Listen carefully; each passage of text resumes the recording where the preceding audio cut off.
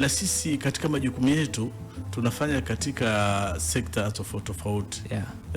Kuna mazingira, afya. Sasa kwenye afya mojawapo ni kuhakikisha kwamba vile vipimo vinatumika kwa usahihi, kwa ile mizani sasa aliyokuwa anaongea bwana Simon. Yes. Inakuwa kuna ile mizani maalum, mingine inakuwa mzani lakini pamoja hapo una kipimo kikanyaga, unapima urefu pamoja na uzito moja kwa moja.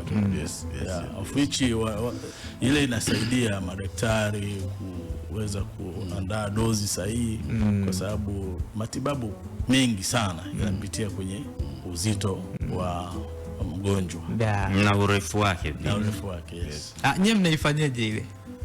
Sisi kazi yetu ni kuhakikisha kwamba ile mizani inapimwa kwa usahihi.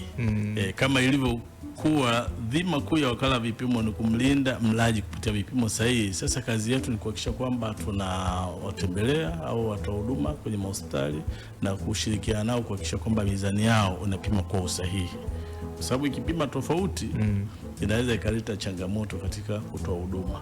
Unakuta unapewa dozi kubwa, kumbe uzito wako ni mdogo. Nadhani kama kwa sasa hivi kama utakuwa umempeleka hata mtu hospitali, umemsindikiza au umempeleka hata mtoto kliniki, utaona nesi kabla hajaanza na chochote anaanza na uzito. Kwa hiyo hata daktari anakuwa mpaka anakuja kumaliza procedure anaandika dozi, anatembea na uzito wako. Kwa hiyo sisi kikubwa tunahakikisha kwamba iko sahihi, watu waweze kutibiwa na nakubali.